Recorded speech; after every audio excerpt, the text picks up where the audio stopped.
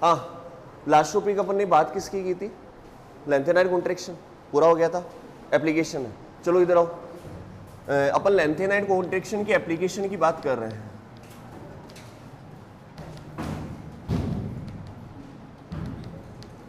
Application of lanthanide contraction. अब देखो lanthanide contraction के एप्लीकेशन में कैसे अपन डिफाइन करने का काम करेंगे, क्या क्या प्रॉपर्टी अपने को लेंथेनाइड कॉन्ट्रैक्शन पर डिपेंड करके बतानी है। इधर देखना, सामने देखिए एक बार, देखो पहली जो प्रॉपर्टी है वो आपके पास में है, जो भी आपके वेरिएशन आता है पेड़ के अंदर, सॉरी ग्रुप के अंदर, उसकी बात करते हैं। ग्रुप पे साइज का वेरिएशन कैसे है सुनना। जैसे आप 3D से 4D में जा रहे हो, 3D से 4D के अंदर, तो जब अपन 3D से 4D में जाते हैं तो अपन ये बोलते हैं साहब आपका नंबर ऑफ शेल जो है वो इंक्रीज हो रहा है। जो 3D है उसका जो आउटर शेल है या आउटर जो सब शेल है वो आता है आपका पास 4S या 4 शेल आता है, जबकि जो 4D सीरीज है उसका जो आउटर शेल आता है वो आपके पास 5S आता है। तो अगर आप 3D से 4D में जा रहे हो तो नंबर ऑफ शेल इंक्रीज कर रहे हो, पहली बात। दूसरा, जेड इफेक्टिव आप इतना नहीं बढ़ा रहे हो कि ये नंबर ऑफ शेल के ऊपर डोमिनेट कर पाए। दैट्स वाई अपन ये मान के चलते हैं कि जैसे जैसे अपन एन की वैल्यू इंक्रीज करते जाएंगे ना, वैसे वैसे किसकी वैल्यू इंक्रीज होती जाएगी, आर की। तो अगर आप 3D से 4D में जाओगे तो आपका आर बढ़ता जाएगा, पहली बात जो आपको ध्यान रखनी है। दूसरी, अगर अपन 4D से 5D में जा रहे हैं, 4D से 5D में, तो हमें पता है कि 4D से 5D में जाने पर, 5D में जाने पर आपके पास 5D से पहले लेंथेनाइड के एलिमेंट आ चुके हैं, वो अपन पहले बात करके आ चुके हैं पूरी की पूरी।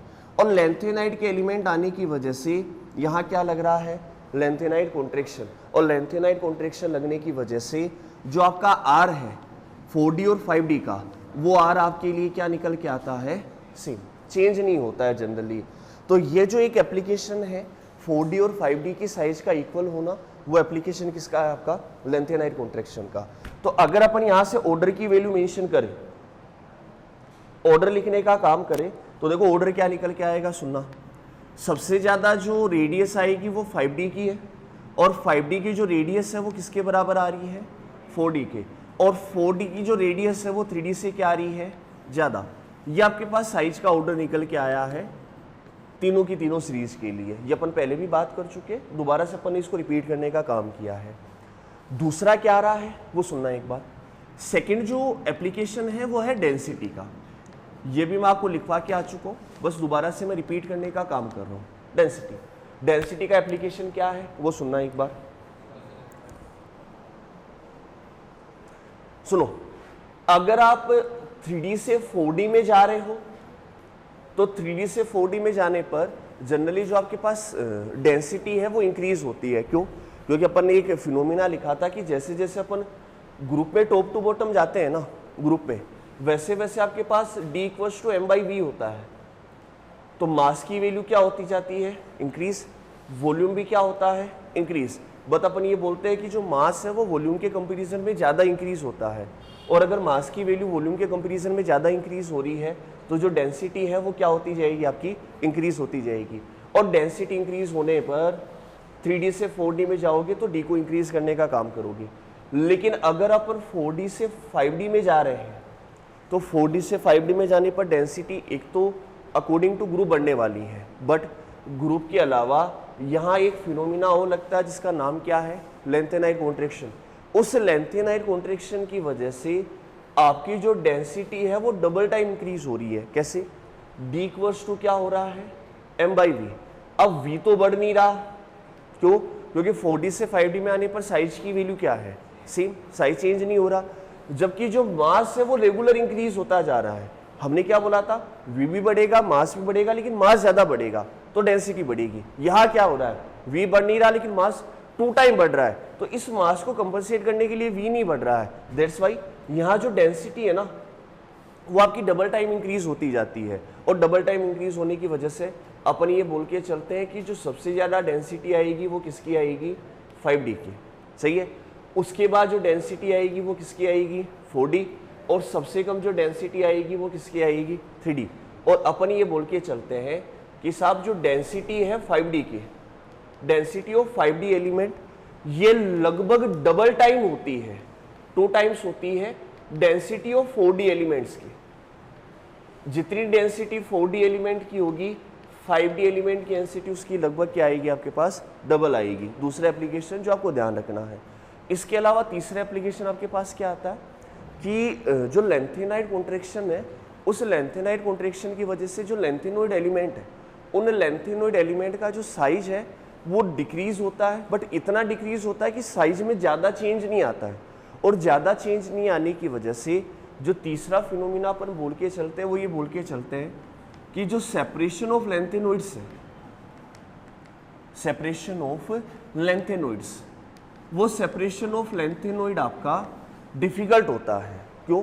अगर आपके पास साइज की वैल्यू सेम हो गई तो आप जनरली जब तक साइज में डिफ्रेंशिएट नहीं कर पाएंगे ना, अप्रोक्स सेम होती है, डिक्रीज होती है, बट बहुत कम डिक्रीज होती है। ऐसा नहीं होता कि लार्ज चेंज आता जाता है, क्योंकि एक ही शेल में इलेक्ट्रॉन एंटर करता जा रहा है, तो इतना भी चेंज नहीं आता आपके पास में। तो बहुत स्मॉल चेंज होने की वजह से अपन ये मान के चलते हैं कि साइज की वैल्यू अप्रोक्स सेम होने की वजह से आप लेंथेनोइड्स को इजीली सेपरेट नहीं कर सकते।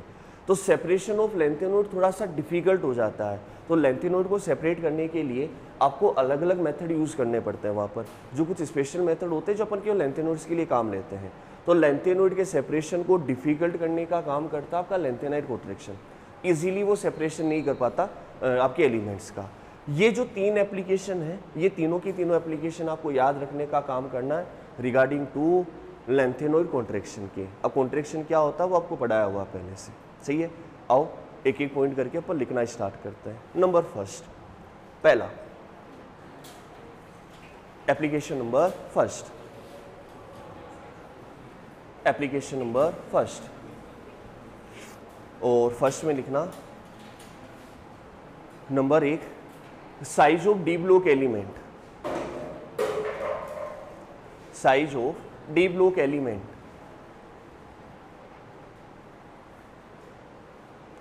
Size of D block element, D block element, ठीक है। सेम यही वेरिएशन शो करोगे जो सामने लिखा हुआ, वर्ड्स में नहीं लिखेंगे अपन, पहले बहुत डिटेल पढ़ के आ चुके हैं इसकी। 3D से 4D में जाएंगे तो n बढ़ेगा तो r बढ़ेगा, लेकिन 4D से 5D में जाने पर लेंथेनाइड कॉन्ट्रैक्शन की वजह से r जो होगा वो सेम आएगा।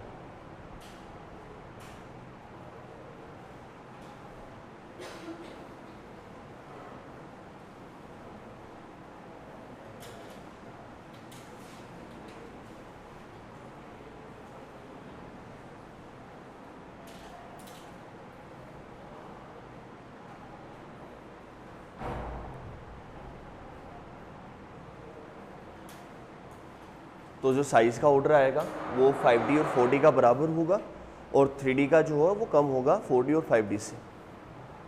और इसके भी यहाँ पर NCERT के अंदर एक छोटा सा एग्जाम्पल भी दे रखा है, वो एग्जाम्पल आपको पहले लिखाया हुआ है, हाफनियम और जर्कोनियम लिखवा रखा है क्या। जो जर्कोनियम होता है उसकी जो रेडियस होती है वो कितनी होती है, 160 पिकोमीटर, जबकि हाफनियम की रेडियस कितनी होती है, 159 पिकोमीटर। तो दोनों की रेडियस अप्रोक्स क्या आ रही है, सेम। जहाँ जर्कोनियम आपका 4D का है और हाफनियम आपका 5D का है, सही है।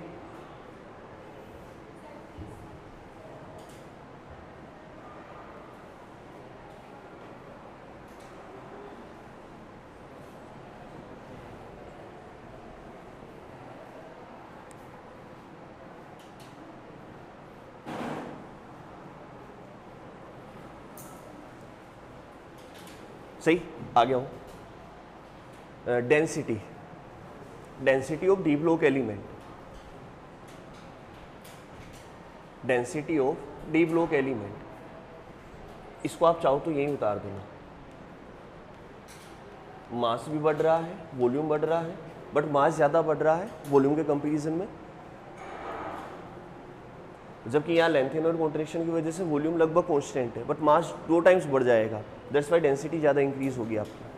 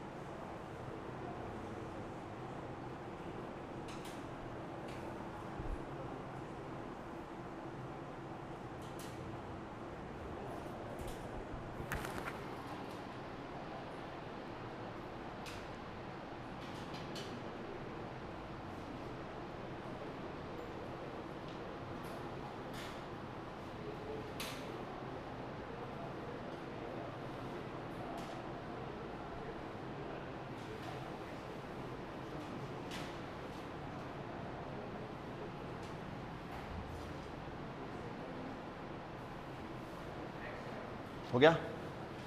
थर्ड, नेक्स्ट, रिलेशन लिख दिया क्या? नेक्स्ट आओ, थर्ड नंबर लिखना, the separation of lanthanoids, the separation of lanthanoids, separation of lanthanoids is very difficult, is very difficult, very difficult due to closer atomic radius, due to closer atomic radius, closer atomic radius, atomic radius, सही।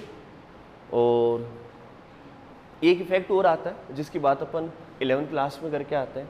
जैसा आपने ये बोला है कि साहब जो आपका थेलियम है वो 3 ओवर शो करता है, थेलियम +3 में भी होता है, थेलियम +1 में भी होता है, दोनों में होता है।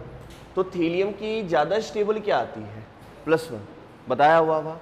और +1 ज़्यादा स्टेबल आने का रीज़न ये है कि जैसे जैसे आप टॉप टू बॉटम जाते हैं ना किसी भी ग्रुप के अंदर, तो टॉप टू बॉटम जाने पर जो लास्ट वाले एलिमेंट है उनके ऊपर लेंथेनोइड कॉन्ट्रैक्शन या एक्टिनोइड कॉन्ट्रैक्शन का इफेक्ट पड़ता है। और उस इफेक्ट की वजह से क्या होता है, जो आउटर शेल के 2 इलेक्ट्रॉन हैं H2, वो दोनों इलेक्ट्रॉन किसी भी रिएक्शन में पार्टिसिपेट करना क्या कर देते हैं?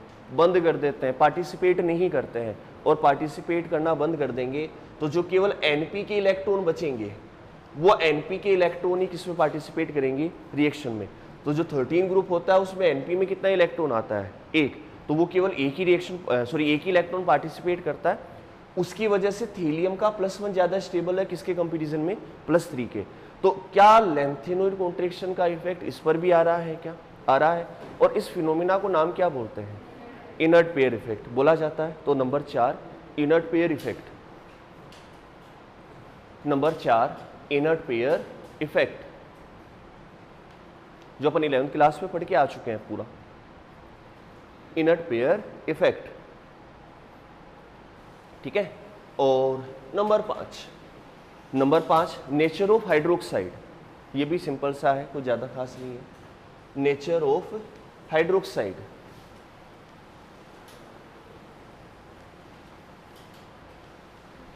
नेचर ऑफ हाइड्रोक्साइड,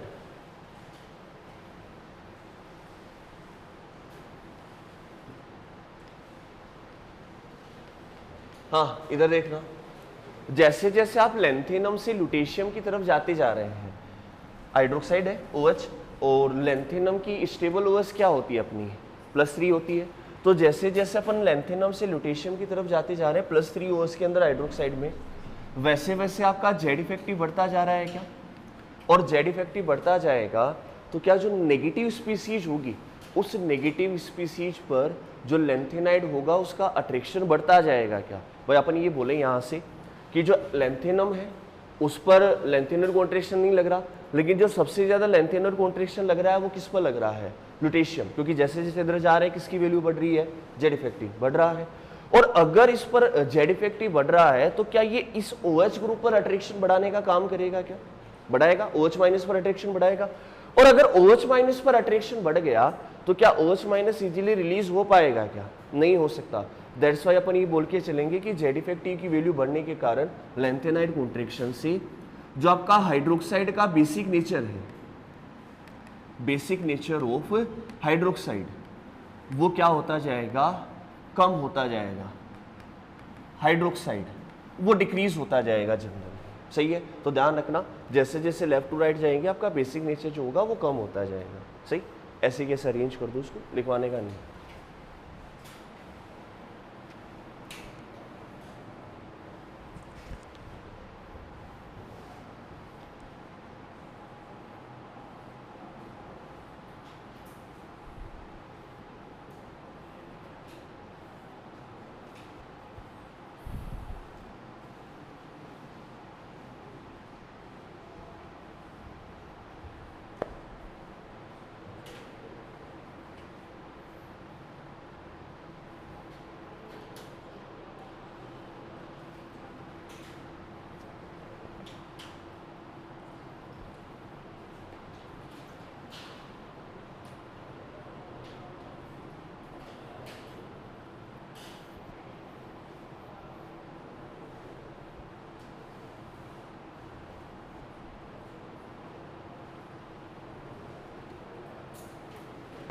हो गया, आगे आओ, हेडिंग डालना। यूजेज ऑफ लैंथेनोइड्स, क्या क्या यूज कर सकते हैं, कहाँ कहाँ यूजेज ऑफ लैंथेनोइड्स, कहाँ कहाँ यूज कर सकते हो उसकी बात करते हैं। Uses of lanthanoids, uses of lanthanoid, ठीक है, मैं बोलता जा रहा हूं, एक एक मेंशन करते जाना, ठीक है। Number first, lengthenoids are formed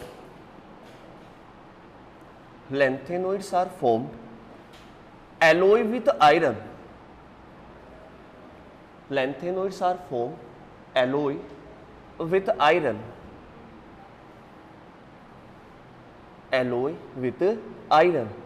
For example, mish metal, MISCH, misch metal, star लगा देना, बहुत इंपॉर्टेंट है ये मिश मेटल। इस मिश मेटल में क्या क्या प्रेजेंट होता है उसका कंपोजिशन लिखना।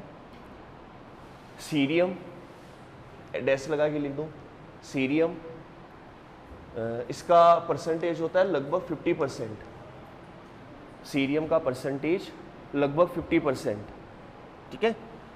लुटेशियम, एल्यू, इसका होता है लगभग 40%, लुटेशियम का लगभग 40%। और Fe, आयरन, Fe 7%, Fe का होता है 7%, plus some trace of sulphur, comma carbon, comma calcium and aluminium. Sulphur, carbon, calcium and aluminium,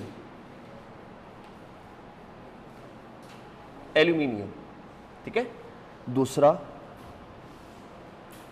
use case number second, pyrophosphoric alloy, pyrophosphoric alloy, pyrophosphoric alloy, pyrophosphoric alloy, इसमें लिखना कहाँ use करते हैं, सीधा वो लिखेंगे आप। Pyrophosphoric alloy, pyrophosphoric alloy generally used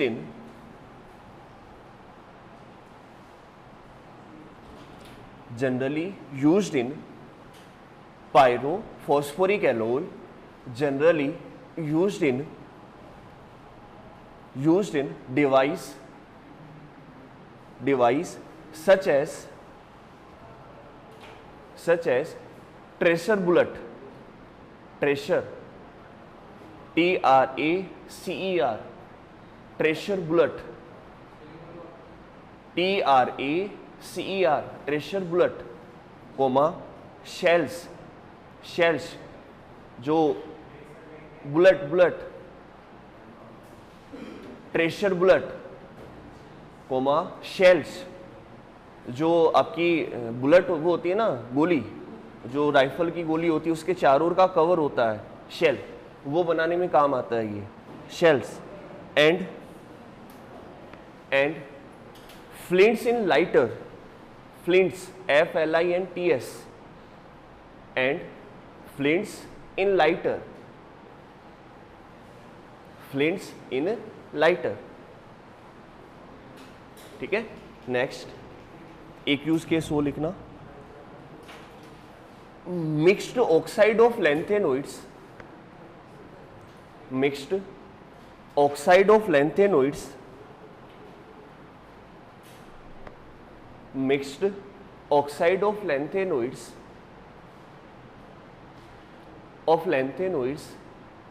are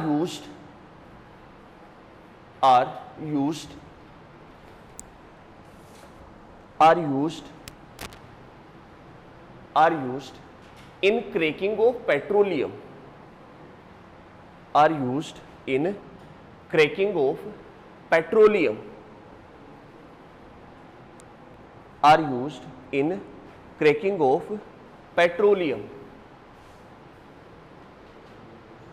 कोई पेट्रोलियम का प्यूरिफिकेशन, पेट्रोल की प्यूरिफिकेशन का कोई मेथड होगा जिसमें क्रैकिंग करने का काम करते होंगे, वहाँ यूज़ करते हैं। सही, ये जनरल 3 यूज़ केस आपको याद रखने हैं। आगे आओ, हेडिंग लाना, एक्टिनोइड्स, लेंथेनोइड कंप्लीट है आपका। अब लास्ट टॉपिक एक्टिनोइड बच रहा है। एक्टिनोइड्स,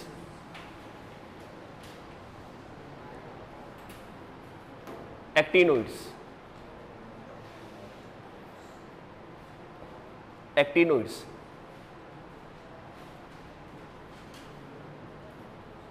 एक्टिनोइड्स, आओ सामने।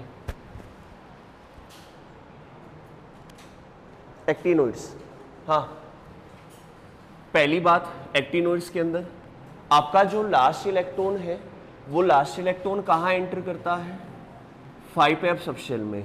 जब आप 4f में एंटर करवाने का काम करेंगे तो जब 4f में एंटर करेगा तब तो नाम बोलेंगे लेंथेनोइड्स, और लेकिन अगर 5f में एंटर करने का काम कर रहा है तो उसको नाम क्या बोला जाएगा? एक्टिनोइड्स। 4f लेंथेनोइड्स है, 5f आपका एक्टिनोइड्स है। सामने देखो एक बार,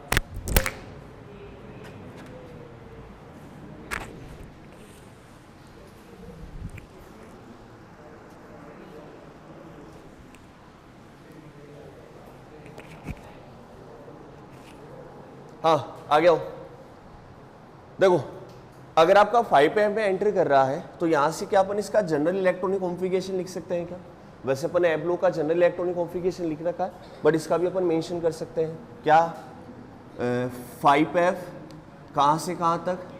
1 से 14, 6d में 0 से 1, और 7s में क्या आएंगे? 2 आने वाला है। सही, ये आपका जनरल इलेक्ट्रॉनिक कॉन्फ़िगरेशन बनेगा एक्टिनोइड सीरीज का। इसके अलावा और क्या क्या बातें बोल सकते हैं? जैसे जितने भी एक्टिनोइड सीरीज के एलिमेंट हैं सारे के सारे रेडियो एक्टिव होते हैं। जितने भी 14 एलिमेंट है ना, टोटल नंबर ऑफ जो एलिमेंट है वो आपके पास कितने हैं? 14, और सारे के सारे जो एलिमेंट है वो कौन से नेचर के हैं? आपके रेडियो एक्टिव है। जितने भी ये सारे के सारे सबस्टेंस रेडियो एक्टिव नेचर के होते हैं। इसके अलावा एक आपके पास जितने भी यूरेनियम के बाद आने वाले एलिमेंट है, यू के बाद आने वाले एलिमेंट है, उन यूरेनियम के बाद आने वाले एलिमेंट को अपन नाम बोलते हैं transuranic element. Transuranic element. और ट्रांस यूरेनिक एलिमेंट क्यों बोला जाता है? क्योंकि यूरेनियम के बाद आने वाले जितने भी एलिमेंट है ना, इन सबको लैब में सिंथेसाइज किया गया है, तो इन सबका जो एक पैटर्न है ना वो थोड़ा सा अलग आता है। यूरेनियम से पहले वाला नेचुरली सिंथेसाइज है, नेचर में प्रेजेंट है, जबकि यूरेनियम के बाद वाले सारे के सारे लैब में सिंथेसाइज है। दैट्स वाई इसको अपन नाम क्या बोल के चलते हैं? Transuranic element. इसके अलावा जो आपके एक्टिनोइड्स के एलिमेंट्स है वो पीरियड नंबर किस में प्रेजेंट है? आपकी 7 में, और जो आपका ग्रुप नंबर आता है वो कौन सा आता है? 3 आता है। ये कुछ जनरल इंफॉर्मेशन है जो आपको याद रखनी है रिगार्डिंग टू एक्टिनोइड्स। सही, आउटर शेल कहाँ, आउटर इलेक्ट्रॉन कहाँ एंटर कर रहा है, जनरल इलेक्ट्रॉनिक कॉन्फ़िगरेशन क्या है, एलिमेंट्स का नेचर क्या है, किस एलिमेंट को आप ट्रांस यूरेनिक एलिमेंट बोलेंगे, और आपका ग्रुप नंबर और पीरियड नंबर क्या है। सही, आ गया हूँ। इसके अलावा अब इसमें क्या क्या फिनोमिना अपन जनरेट कर सकते हैं उसकी बात करते हैं। तो देखो इसमें कुछ ज़्यादा नहीं है, अपने पास केवल 2 ही फिनोमिना प्रेजेंट है। नंबर 1, पहला तो है आपके पास में ऑक्सीडेशन स्टेट। Oxidation state. अब ऑक्सीडेशन स्टेट में क्या करवाया जाएगा? सुनना, अगर अपन बात करें जनरली एफ ब्लॉक एलिमेंट्स की, तो एफ ब्लॉक एलिमेंट्स जितने भी हैं सब के सब 28 सबकी जो जनरल और स्टेबल ओएस होती है वो तो क्या होती है आपके पास? +3, जो आप पहले भी डिफाइन करके आ चुके हो, अपन लेंथेनोइड में भी पढ़ा चुके हैं कि इनकी जो जनरल ओएस आएगी वो आपके पास +3 निकल के आएगी। बट इसके अलावा जो आपके एक्टिनोइड्स है वो थोड़ी सी ज़्यादा रेंज शो करने का काम करते हैं। क्यों करते हैं उसका रीज़न सुनना। ये तो आपकी जनरल है या स्टेबल ओएस है, और इसके अलावा ये बोला जाता है कि जनरली जो एक्टिनोइड्स एलिमेंट है वो +3 के अलावा +3 से लेके और +7 तक की ओएस शो करने का काम करते हैं जनरली। और ऐसा क्यों है? क्योंकि रीजन ये बताया जाता है कि जितना आपके पास गैप n-2f, n-1d और ns में लेंथेनोइड्स में होता है ना, उससे कम गैप आपका एक्टिनोइड्स में होता है। मतलब आप ये बोल सकते हो कि जब एक्टिनोइड्स एलिमेंट आएंगे तो एक्टिनोइड्स एलिमेंट के अंदर एक्टिनोइड कॉन्ट्रैक्शन और लेंथेनोइड कॉन्ट्रैक्शन दोनों प्रेजेंट होंगे, और दोनों प्रेजेंट होने की वजह से जो 7s और 6d है ना वो 5f के ज्यादा क्लोज आ जाते हैं, जबकि लेंथेनोइड में केवल लेंथेनोइड कॉन्ट्रैक्शन प्रेजेंट होने की वजह से जो आपके 5d और 6s है वो थोड़े से क्या रहते हैं, दूर। तो अगर एक्टिनोइड कॉन्ट्रैक्शन की वजह से ये पास आ रहे हैं तो जो आपका n-2f है या आपका n-1d है या ns है, उनके बीच गैप क्या होता जा रहा है, कम। और गैप कम होने की वजह से जो f के इलेक्ट्रॉन है वो इजीली उठ के d में आएंगे और d से उठ के कहाँ जाएंगे, s से, और s से इजीली बाहर जा सकते हैं। इसीलिए अपन ये बोलने का काम करते हैं कि जनरली जो एक्टिनोइड्स एलिमेंट है वो लेंथेनोइड के कंपैरिजन में ज्यादा वेरिएशन ऑफ OS शो करने का काम करते हैं, ज्यादा वैरायटी शो करने का काम करते हैं OS के अंदर। अब कौन कौन क्या क्या शो करता है आओ बात करते हैं। तो उसके रिगार्डिंग आपके एलिमेंट कौन कौन है देखते जाना। जैसे अपन बात करें यूरेनियम की, तो एक बार यूरेनियम का इलेक्ट्रॉनिक कॉन्फ़िगरेशन बोलना, क्या निकल के आ रहा है आपके पास में। यूरेनियम का इलेक्ट्रॉनिक कॉन्फ़िगरेशन, रेडोन, रेडोन के अलावा 5f में कितने इलेक्ट्रॉन हैं, 3 है, 6d में कितने हैं, 1 है, और 7s में क्या है, 2। सुनना ध्यान से, अगर आप यूरेनियम की बात करोगे ना तो यूरेनियम चाहे तो ये सारे के सारे इलेक्ट्रॉन रिमूव करके और ये +6 में जाने का काम कर सकता है। यूरेनियम, यूरेनियम से पहले कौन आ रहा है, पहले वो रिप्रेजेंट करो। जैसे हाँ, थ्योरियम का इलेक्ट्रॉनिक कॉन्फ़िगरेशन क्या है, रेडोन। 5f में इलेक्ट्रॉन कितना आ रहा है, 5f में 0, 6d में क्या है 2, और 7s में भी क्या है 2 आ रहा है क्या। तो ये चाहे तो 6d और 7s दोनों के इलेक्ट्रॉन बाहर रिमूव कर सकता है, और जैसे ही रिमूव करेगा तो ये कौन सी OS में जाएगा, +4। और Pa जो है उसका इलेक्ट्रॉनिक कॉन्फ़िगरेशन है Rn। 5f में कितने इलेक्ट्रॉन है, Pa के 5f में कितने इलेक्ट्रॉन है, 3, 2 है, 2 है, और 6d में कितना है 1, और 7 में कितना है 2।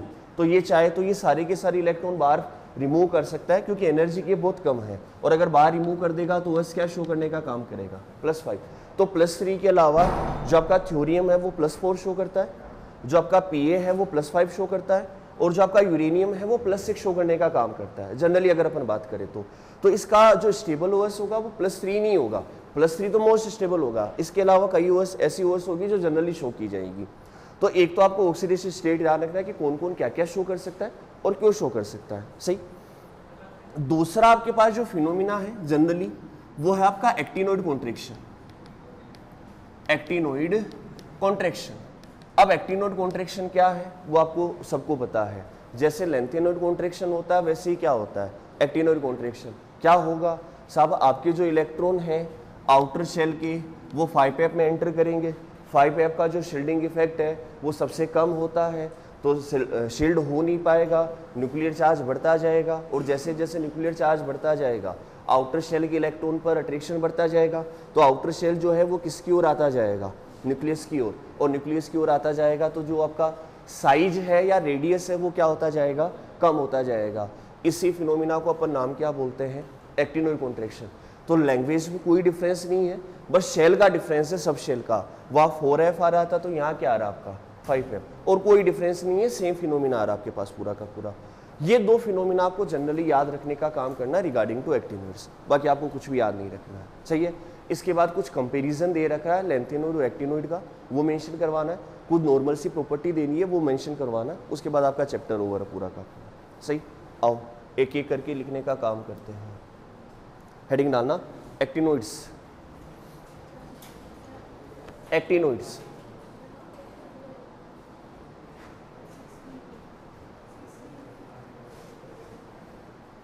यहां कोई ना वो जनरल शो करना, एक्टिनोइड्स लिखना, इसमें लिखो elements in which, elements in which, elements in which the last electron enter in, elements in which the last electron enter in enter in 5F subshell, enter in 5F subshell, 5F subshell. Next, general electronic configuration, general electronic configuration ये उतार देना पूरा 5F 1 to 14, 6D 0 to 1 और 7S2.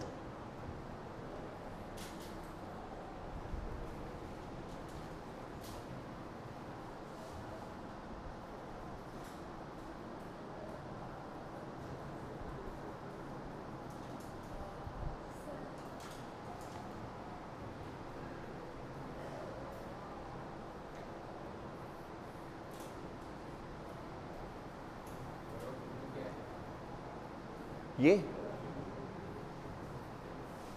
नीचे नीचे लिखवा रहा हूं तो रुक तो जाता हूं.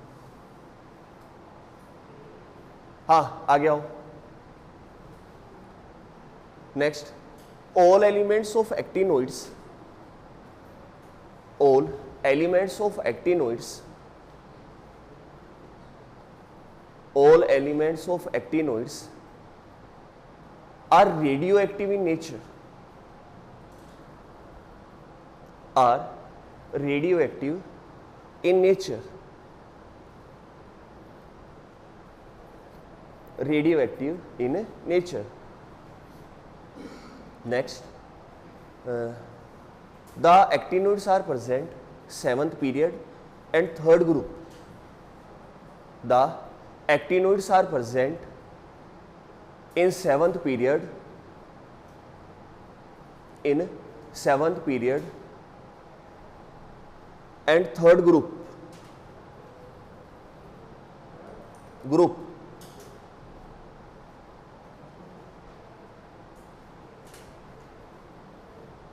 सही. नेक्स्ट हेडिंग डालना, transuranic element, transuranic element, transuranic element. Transuranic element, इसमें लिखेंगे elements, elements which are present after uranium, elements which are present after uranium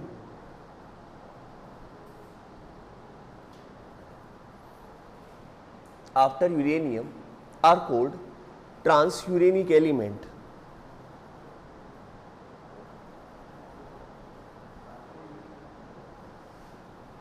Are called transuranic element. Uranic element. सही है. आ गया हूं. हेडिंग डालना, properties of actinoids, properties of actinoids, properties of actinoids, actinoids. और पहली प्रॉपर्टी लिखना oxidation state. First है ऑक्सीडेशन स्टेट, ऑक्सीडेशन स्टेट. ठीक है. Number first, the actinoids are show,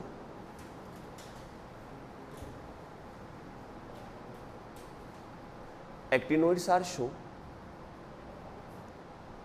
generally +3 oxidation state, generally +3 oxidation state, oxidation state. Next, some actinoids are, some actinoids are, some actinoids are exhibit in higher oxidation state, exhibit in higher oxidation state, exhibit in higher oxidation state. जैसे इधर आओ, example लिखते जाना। For example जैसे आपका thorium है TH, वो +4 show करेगा, थ्योरियम +4 शो करेगा। आपका जो Pa है वो +5 शो करेगा। आपका जो यूरेनियम है वो +6 शो करने का काम करेगा।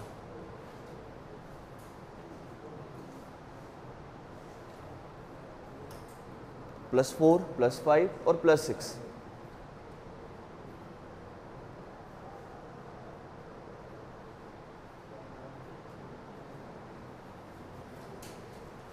ठीक है।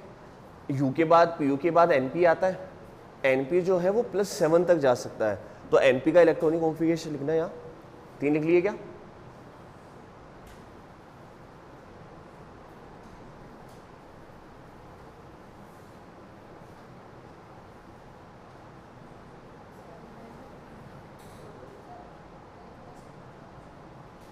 हो गया। यूरेनियम के नीचे लिखना NP, नेप्टूलियम NP। NP का इलेक्ट्रॉनिक कॉन्फ़िगरेशन बनेगा Rn 5f4 61 7s2 5f4 61 7s2। और अगर आप सारे के सारे इलेक्ट्रॉन रिमूव कर दो तो वो कहाँ जा सकता है? +7 में, +7। ठीक है। नीचे डाल के लिखना NP and PU, NP and PU, NP and PU also exhibit in +7 oxidation state, also exhibit in +7 oxidation state, +7 oxidation state। और एक last uranium and AM, americium है क्या? Uranium and americium AM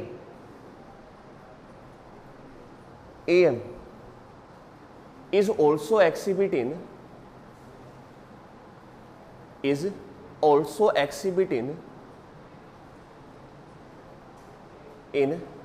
+6 oxidation state,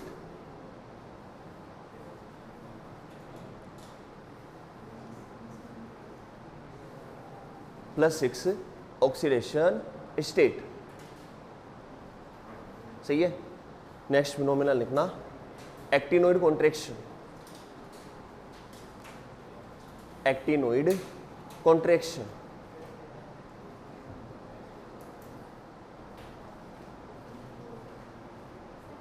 actinoid contraction second, actinoid contraction. और actinoid contraction में लिखना in actinoid series, in actinoid series, actinoid series the size is regularly decrease, the size is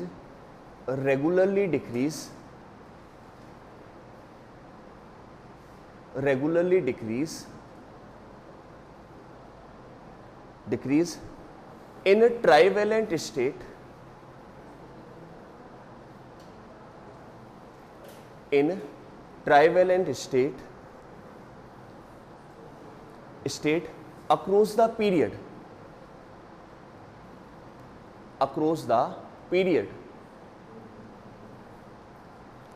in trivalent state across the period। सही। The contraction is known as, the contraction of size is known as, the contraction of size is known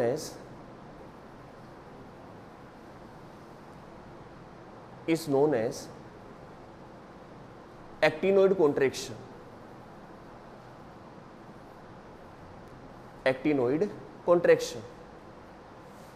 अब क्यों होता है, phenomena same as it is वैसा ही है, तो दोबारा रिपीट करने का कोई मतलब नहीं है। सही, नेक्स्ट एरो डाल के जो इस ओएस के रिगार्डिंग मैंने ये बात बताई थी ना कि ये गैप स्मॉल होता है, उसकी वजह से ये ओएस शो करता है, वो एक्टिनाइड कॉन्ट्रैक्शन रीजन है। नीचे एरो डाल के स्टार लगा के लिखना, the actinoids are show variable OS, the actinoids are show variable OS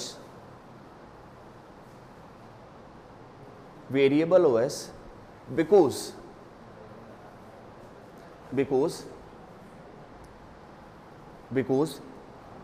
the energy gap in between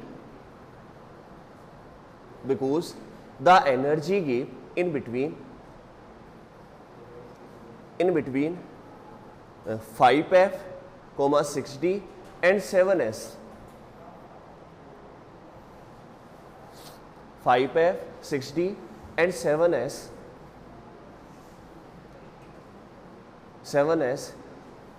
is smaller than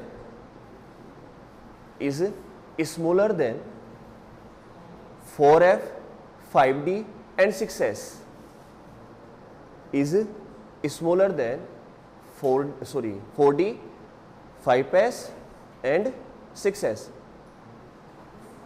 क्या बोलते हैं, 4F, 5D और 6S। सही है, चलो सब आगे आओ।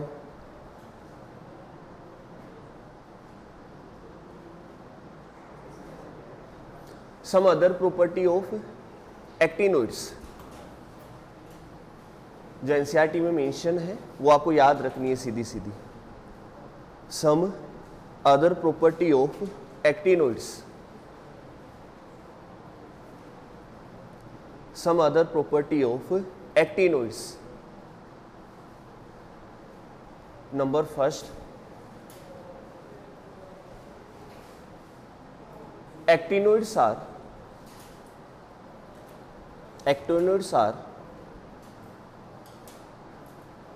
silvery white matter, सिल्वर जैसी होती है ना, actinoids are silvery white matter,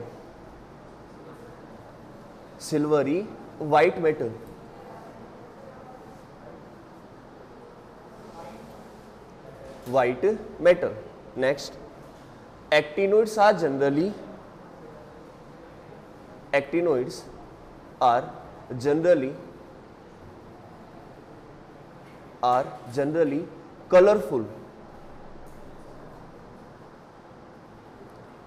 colourful और एब्लोक एलिमेंट में कलर का रीजन क्या होता है, FF ट्रांजिशन, वो आपको पिछली बार मेंशन कराया हुआ है, तो सेम नीचे लिख देना ब्रैकेट में, due to FF transition colourful, bracket लगा के लिखेंगे due to FF transition, FF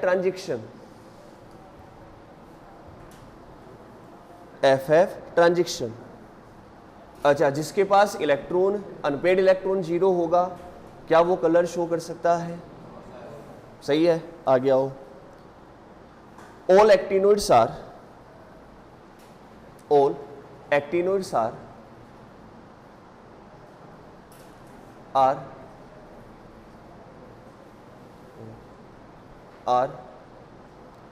highly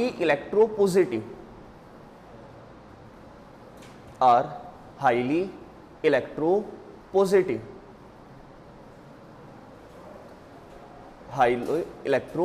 मतलब जनरल इलेक्ट्रॉन इजीली डोनेट कर देते हैं। सही है। Next, actinoids have high melting point and boiling point. ये बहुत जनरल बातें हैं जो अपने को पता है सारी। Actinoids have high melting point and boiling point.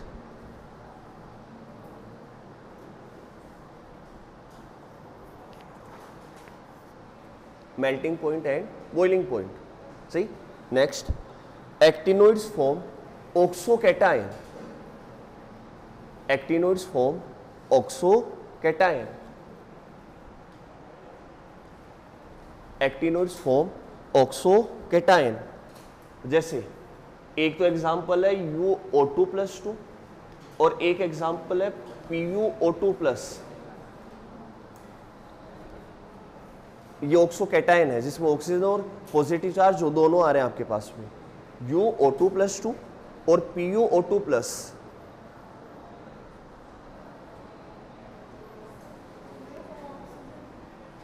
कहाँ?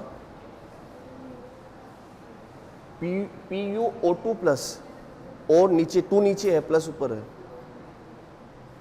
O2+। ठीक है, next, the compound of actinoids are basic in nature. The compounds of actinoid are basic in nature. Basic in nature. और एक लास्ट वो लिख देना, the actinoids are highly reactive metals. Actinoids are highly reactive metals.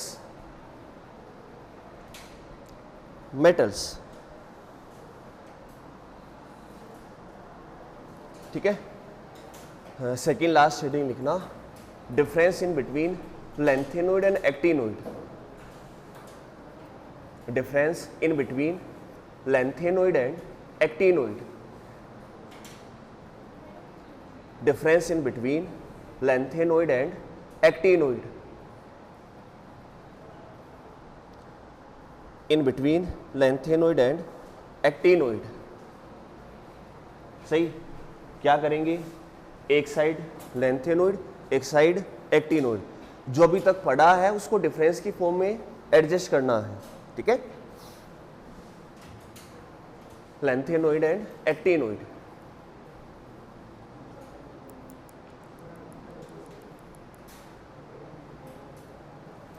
Actinoid, सही, आओ start करते हैं। Lanthanoid में जो लास्ट इलेक्ट्रॉन है वो कहाँ एंटर करता है, 4f, जबकि एक्टिनोइड में लिखते जाओ, in lanthanoids the last electron enter in 4f subshell.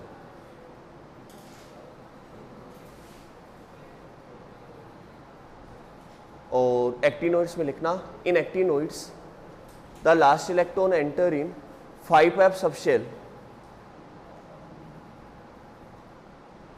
Enter in 5f subshell. सही है, आगे आओ।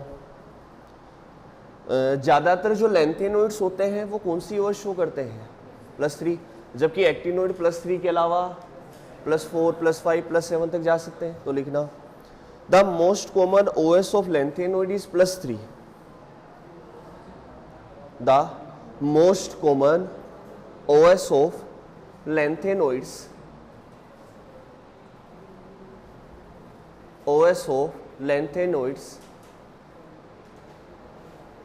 is +3, but some certain elements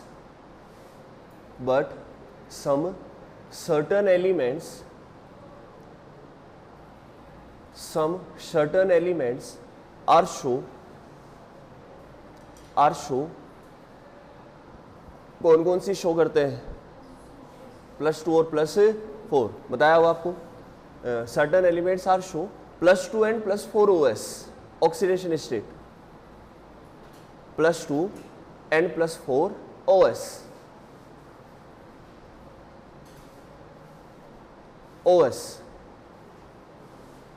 सही है। इधर लिखना एक्टिनोइड्स में, the actinoids are show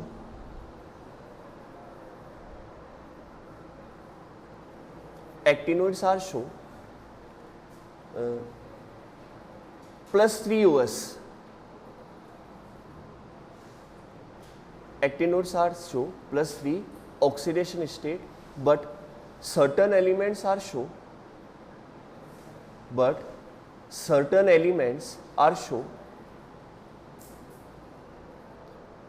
+4, +5, +6 and +7 OS, +4, +5, +6, plus 7 OS।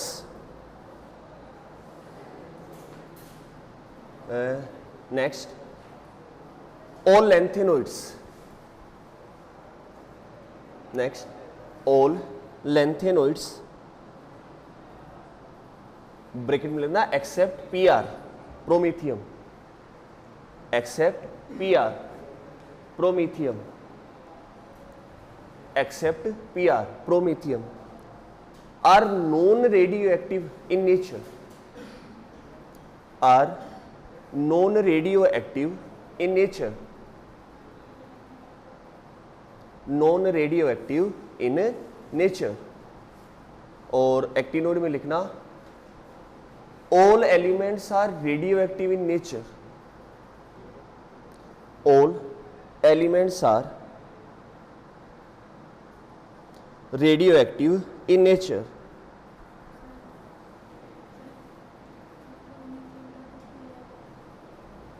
PR भी है क्या वो? हाँ वही है PR. All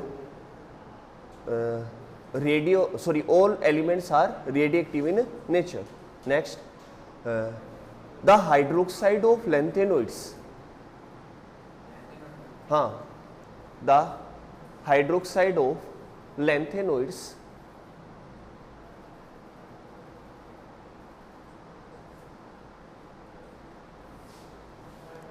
of lanthanoids are less basic in nature, less basic in nature। और उसमें लिखना the hydroxide of actinoids, the hydroxide of actinoids are more basic in nature, are more basic in nature, more basic in nature। सही है। एक last row लिखना the lanthanoid में the tendency to form complex, the tendency to form complex, the tendency to form complex is less in lanthanoids, is less in lanthanoids। और actinoid में उल्टा लिख लो, less की जगह मोर कर लेना।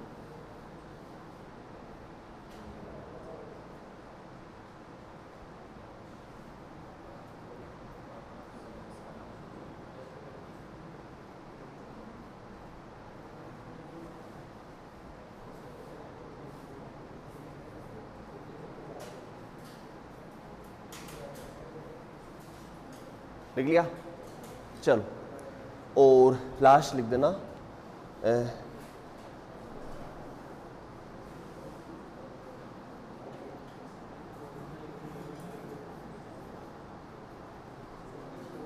यूज तो क्या है, नोट लगा के लिख दो। 2-3 यूज है एनसीईआरटी में लिखे हुए, वो आपको याद रखने हैं। जैसे use of D block element, ऐसे लिख दो सीधा, use of D block element. कई यूज तो मैं आपको पहले लिखवा चुका हूँ, रिएक्शन वाले तो जो कैटलिस्ट वाले हैं, है ना। Use of D block, D and A block element दोनों की लिखना है, D and A block element. पहला coin metal, first coin metal कौन कौन होता है, कॉपर, एजी और AU, copper, AG and AU. दूसरा यूके कॉपर, एक नाम लिखना, UK copper, UK copper, UK copper. और इसमें लिखना कॉपर कोटेड स्टील, स्टील के चारों ओर कॉपर की लेयर लगाई जाती है, उसको नाम बोलते हैं UK copper, copper coated steel, copper coated steel. सही। और एक लिखना silver UK coin, silver UK coin. और इसमें लिख देना nickel and copper alloy, nickel and copper alloy, silver UK coin लिख दिया। सिल्वर नाम है बट सिल्वर नहीं आ रहा है इसमें ना, कॉपर एंड निकिल एलोय है, ये कॉपर का और निकिल का एलोय है। एलोय क्या होता है वो आपको पहले पढ़ा रखा है, सही। ये आपका चैप्टर फिनिश है, पूरा D and F block complete हो चुका है, सही।